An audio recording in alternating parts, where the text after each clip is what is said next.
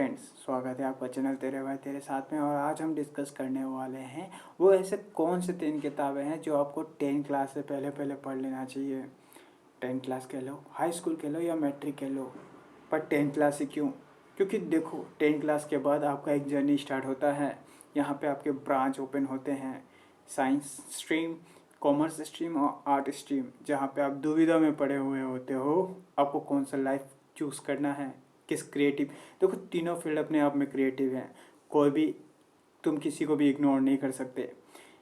तुमको ये किताबें मदद करेंगी तुम्हें क्या पाना है, तुमको ड्रीम क्या है, तुम्हारा ड्रीम क्या है, तुम किस लाइफ पाथ पे चलना चाहते हो, तो वो कौन सा ऐसी किताब है। और मैं देखो इसको सीक्वेंस वाइज कहूँगा, और जब सीक्वेंस वाइज कह रहा हूँ तो कोशिश करना है इसे सीक्वेंस वाइज ही पढ़ने के लिए, क्योंकि तुम्हें एक के बाद एक पढ़ोगे या किसी भी रेंडमली पढ़ोगे तो दैट्स नॉट गुड इनफ।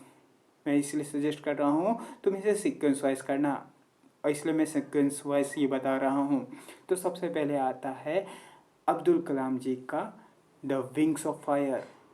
ये ऐसी किताब है जो अब्दुल कलाम की ऑटोबायोग्राफी है, और ये तुम्हें 10 क्लास से पहले पहले पढ़ लेना चाहिए। मैंने सबसे पहले इसको क्यों चुना, देखो यहाँ पे सबसे पहले मतलब इस किताब में ना सबसे जो इम्पोर्टेंट बात की गई है वो है ड्रीम का, होप का, ठीक है। और इसको पाने के लिए कुछ ना कुछ तो चाहिए, वो चाहिए आपको डिटर्मिनेशन एंड कंसिस्टेंसी। ये जब दो हो तो चाहे कुछ भी आपका ड्रीम हो, और चाहे वो ड्रीम हो या ना हो, आप रैंडमली किसी प्रोजेक्ट पे काम कर रहे हो, वो ये डिटर्मिनेशन एंड कंसिस्टेंसी, इन दोनों चीज़ के थ्रू आप वो चीज़, मतलब वो चीज़ क्या, अपने ड्रीम को क्या, चाहे लाइफ में कुछ भी हो, कुछ भी अचीव कर सकते हो। तो मैं चाहता हूँ, मैं अब इसमें अपना पॉइंट ऑफ व्यू नहीं रखूँगा मैंने इससे क्या सीखा, मैं चाहता हूँ तुम इसमें अपना पॉइंट ऑफ व्यू निकालो, क्योंकि एट द एंड में जो वो तीसरा बुक मैं कहूँगा वो इसलिए मैं कहूँगा क्योंकि मैं चाहता हूँ तुम इसमें अपना पॉइंट ऑफ व्यू डेवलप करो। तो नेक्स्ट टॉपिक पे बात करते हैं। नेक्स्ट बुक की जो हम बात करेंगे वो आती है सेकेंड मोस्ट इम्पोर्टेंट, जो कि खुद वो भी ऑटोबायोग्राफी है गांधी जी की। जी हाँ दोस्तों, माई एक्सपेरिमेंट विथ ट्रूथ। ये क्यों मैंने बता रहा हूँ, क्योंकि जब तुम ये पढ़ोगे ना तो यहाँ पे सबसे इम्पोर्टेंट चीज़ जो मुझे लगा, जो इम्पोर्टेंट है लाइफ में, वो है सत्य, ट्रूथ, जो लाइफ में बहुत इम्पोर्टेंट है। आजकल की प्रैक्टिकल लाइफ में तुम देखोगे जहाँ ये बिल्कुल एग्जिस्ट नहीं करता, लाइफ पूरे फेकनेस पे चल रहा है। चाहे तुम सोशल इन्फ्लुएंसर देख लो, बड़े बड़े कॉरपोरेट में देख लो, या बड़े बड़े मार्केटिंग लाइफस्टाइल में, या कहीं पे भी देख लो, झूठ का भवंडर भरा पड़ा हुआ है। तो मैं ये जब ये बता रहा हूँ तो तुम सोचोगे तो मैं ये तुमको रेफ़र क्यों कर रहा हूँ, सजेस्ट क्यों कर रहा हूँ, क्योंकि जब तुम ये पढ़ोगे ना तो तुम चाहोगे तुम अपना पॉइंट ऑफ व्यू सच के बेसिस पे रखो।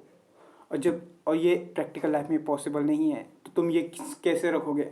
तो तुमने एनी फ्रैंक को जानते ही होगे, नहीं नहीं वो मैं सजेस्ट नहीं कर रहा हूँ एज ए बुक, मैं वो बताना चाह रहा हूँ। एनी फ्रैंक को तो जानते ही होगे, जो अपना बातें को या अपने बातों को किताबों में लिखती थी अपनी डायरी बना के, जो हम सब जानते हैं the diary of Anne Frank के नाम से वो जानी जाती है। तो मैं चाहता हूँ तुम वो उसको अपनी डायरी में लिखो, अपनी लाइफ एक्सपीरियंसेस को, अपने डे टू डे लाइफ के बातों को। जो तुम ऐसा करोगे तुम अपने अपने आप में, अपने कैरेक्टर में एक डेवलपमेंट पाओगे जो कि डिफरेंट होगा compare to other guy who is surrounding and around you. तीसरा जो सबसे ज़्यादा इम्पोर्टेंट है, जो इन दोनों के वजूद हैं, जो इन दोनों ने भी कभी ना कभी अपने लाइफ में पढ़ी होगी, ऑब्वियसली पढ़ी होगी, क्योंकि बिना पढ़े वो ये सब किताबें लिख ही नहीं सकती। और जब तुम ये पढ़ोगे और ये सब किताब पढ़ते हुए जब इस तीसरे पे आओगे ना तो तुम्हें समझ में आएगा मैंने ये दोनों किताबें तुमको क्यों रेफ़र किया है। और वो तीसरा किताब है श्रीमद् भागवत गीता। मुझे मालूम है तुम हिंदू हो नहीं हो, मुझे फ़र्क नहीं पड़ता, क्योंकि ये श्रीमद् भागवत गीता तुम्हें सिर्फ हिंदू होने के लिए ही उसको लिमिट, उसके अंदर में लिमिटेड नहीं है, वो बियॉन्ड द रिलीजन है, ठीक है। तुम चाहे किसी भी संप्रदाय से हो, किसी भी रिलीजन को मानते हो, किसी भी गुरु को, भगवान को मानते हो, या किसी भी धर्म का पालन करते हो, तुम्हें ये किताब पढ़ना चाहिए अपनी लाइफ में, एक बार तो पढ़ना चाहिए। और मैं 10 से पहले सजेस्ट कर रहा हूँ तो ये ऑब्वियसली बहुत इंपॉर्टेंट हो जाता है तुम्हारे आने वाले लाइफ पथ के लिए। क्योंकि तुम जब ऐसा करोगे ना, सीक्वेंस वाइज तो मैंने कह ही दिया क्यों इंपॉर्टेंट है, और जब एट द एंड में तुम जब इसको पढ़ोगे श्रीमद् भागवत गीता को, और मैं क्यों ये सजेस्ट कर रहा हूँ, मैं चाहता हूँ तुम इसमें अपना पॉइंट ऑफ व्यू रखो।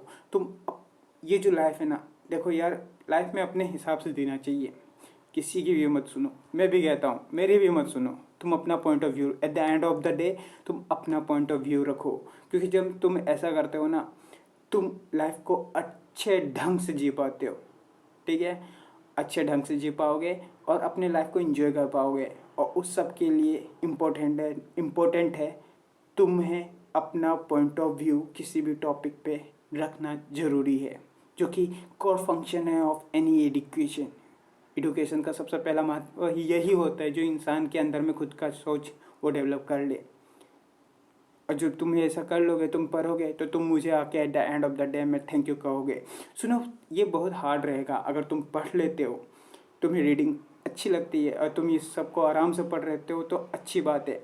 अगर नहीं पढ़ पाते हो, देखो, क्योंकि ये सारी किताबें किसी ना किसी इंसान की ऑटोबायोग्राफी है। और श्रीमद् भागवत गीता ये बहुत पावरफुल बुक है, तुमने सुना ही होगा। लोग इसे नहीं पढ़ पाते हैं, एक दो अध्याय के बाद, एक दो चैप्टर के बाद इसको छोड़ देते हैं। तो क्यों ऐसा हो रहा है? देखो, ये सब किताबें किसी ना किसी एनर्जी लेवल पे फ्लक्चुएट कर रहे होते हैं। हम लोगों को उसके तुम उससे पढ़ पाओ उतना कैपेबल बनना होगा। तो ये आसान नहीं है, क्योंकि मैं चाहता हूँ तुम वैसा टाइप का सोच डेवलप करो, तो ये आसान बिल्कुल नहीं होगा, समझो। और ये तुम एक बार पढ़ोगे तो तुम्हें बिल्कुल समझ में नहीं आएगा, शायद छोटा बहुत कुछ ना कुछ समझ में आ ही जाए। पर तुम इसे चाहोगे अपने बार बार जब पढ़ोगे, तो तुम eight the end of the देखोगे, तुम एट द एज ऑफ 30 में भी तुम इसको पढ़ रहे हो और तुम इससे कुछ ना कुछ नया निकाल पा रहे हो, ठीक है। और जैसे मैंने कहा, तुम यहाँ पे अपना पॉइंट ऑफ व्यू रखो, और ये सब करने के बाद at the end of the video या at the end of the life या at the end of the day में तुम मुझको थैंक यू कहोगे। तो इतना ही है ये वीडियो में, मिलते हैं नेक्स्ट टॉपिक पे जल्द ही। तब तक के लिए खुश रहो, सबको खुश रखो।